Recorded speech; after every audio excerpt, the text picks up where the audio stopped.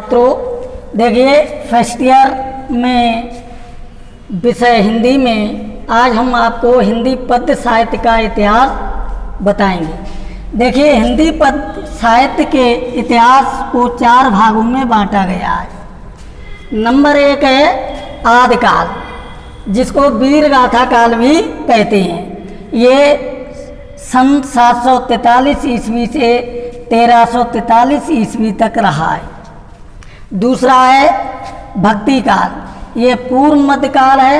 ये सन 1343 ईस्वी से 1643 ईस्वी तक रहा है। तीसरा है रीत काल, इसे बोलते हैं उत्तर मध्य काल। ये सन 1643 ईस्वी से 1343 ईस्वी 1843 ईस्वी तक रहा है। चौथा है आधुनिक काल, यह सन 1843 ईस्वी से अब तक है। तो देखें इस जो ये हिंदी साहित्य पद्य साहित्य का इतिहास है, इससे आपको हर एग्जाम में 5 नंबरों के प्रश्न मिलेंगे। 5 प्रश्न होंगे जिनमें ऑब्जेक्ट टाइप के होंगे और उनमें सही का निशान लगाना होगा। तो ये इन्हीं में से ये जो 4 हमने हिंदी पद्य साहित्य के इतिहास को 4 भागों में बांटा है, तो इन 4 भागों में से ही 5 प्रश्न होंगे। सबसे पहले देखिए ये जो आदिकाल दिया है, जिसका दूसरा नाम वीरगाथा काल है, इसका तीसरा नाम है रासोकाल, चौथा काल है चारण काल। इसको आदिकाल को विभिन्न नामों से पुकारा जाता है। इसका मुख्य कारण ये आदिकाल इसलिए कहा है कि ये सबसे हिंदी का प्रारंभिक काल है। दूसरा वीरगाथा काल इसलिए कहते हैं क्योंकि इसमें वीरों की गाथाओं का काल रहा है।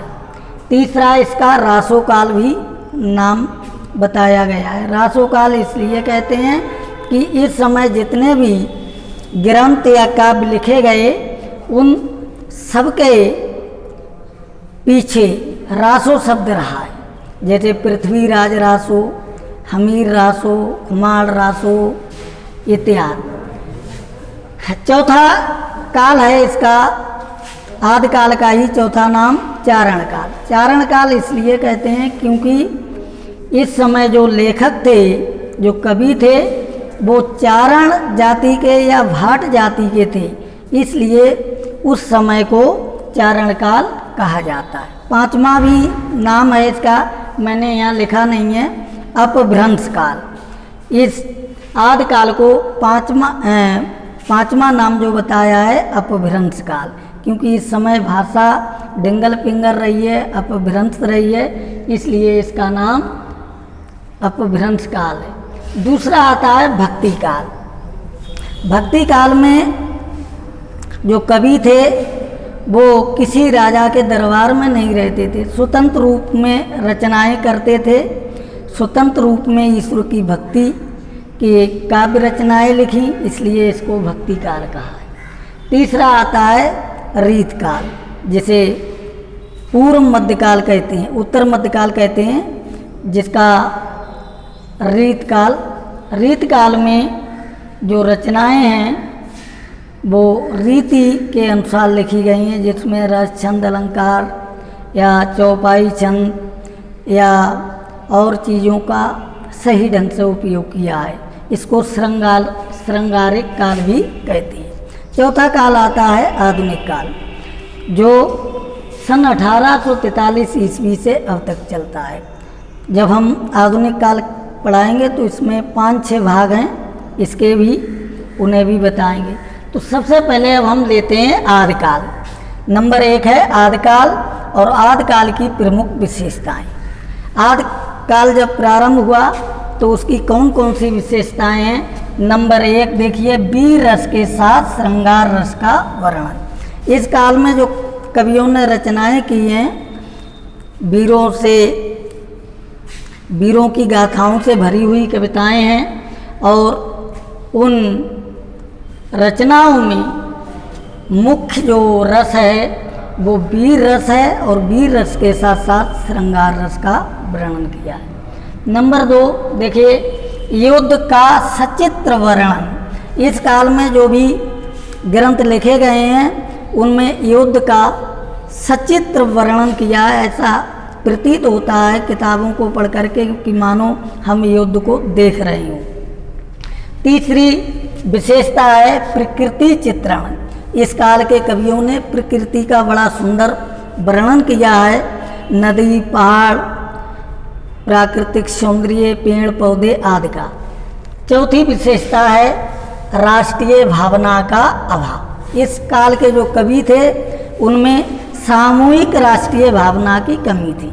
वो जिस राजा के कवि थे उसी राजा की तारीफ करते, उसी की राज्य की सीमाओं का वर्णन करते। उन्हें पूरे देश से कोई मतलब नहीं होता था, उन्हें सिर्फ अपने राजा तक ही उनका जो काव्य था वो सीमित रहा।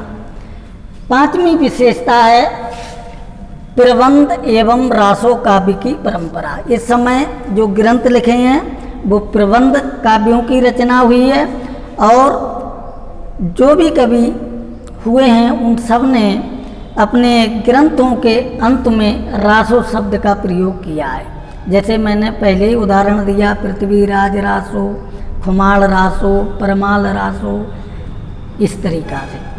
छठी विशेषता है आश्रयदाताओं की प्रशंसा। इस काल के जो कवि थे उन्होंने अपने जिस राजा के दरबार में रहते थे उसकी ही प्रशंसा की है, उसके अलावा और कुछ नहीं। उसके ही विषय में, उसके जीवन चरित्र की, उसकी वीरता की आदि रचनाएं लिख करके अपने काव्य को बढ़ाया है। अंतिम प्रश्न है इसमें आदिकाल के प्रमुख कवि और उनकी रचनाएं। आदिकाल में कौन कौन कवि हुए और उनकी प्रमुख रचनाएं कौन कौन सी हैं। तो देखिए, सबसे पहले नंबर 1 पर चंद्रवरदाई। ये चंद्रवरदाई आदिकाल के प्रथम कवि आदिकाल के प्रमुख कवि माने जाते हैं, और इनकी रचना है पृथ्वीराज रासो। दूसरे दलपत विजय, दूसरे कवि हैं दलपत विजय, इनकी रचना का नाम है खुमाल रासो। तीसरे कवि हैं नरपत नाहर, इनकी रचना का नाम है बीसलदेव रासो। चौथे कवि जगनिक हैं, इनकी रचना है परमाल रासो आलाखंड। ये वीर गीत है, और इस आदिकाल के इस रचना को जो परमाल रासो है इसको काफ़ी महत्व मिला है। आज भी ग्रामों में इसमें परमाल रासों में वीरों के गीत गाते हैं, जैसे आला उदल के विषय में। इसको दूसरा नाम है आलाखंड, इसको सबसे ज़्यादा प्रसिद्धि मिली है। पांचवें कवि हैं सारंगधर, इनकी रचना है हमीर रासो। तो देखिए, ये मैंने आज आपको आदिकाल पढ़ाया है, आदिकाल की विशेषताएं बताई हैं, आदिकाल के प्रमुख कवि और उनकी रचनाएं। इन सब के लिए आप अपनी हिंदी की कॉपी में लिख लें। भाई साहब आगे देखें। इसके बाद कल हम भक्ति काल आपको पढ़ाएंगे। इसका जो दूसरा भाग है पूर्व मध्यकाल। तो पूर्व मानी पहले का, मध्यकाल मानी मध्यकाल, तो जिसे दूसरे नाम से भक्ति काल कहते हैं। तो ये हम कल आपको पढ़ाएंगे।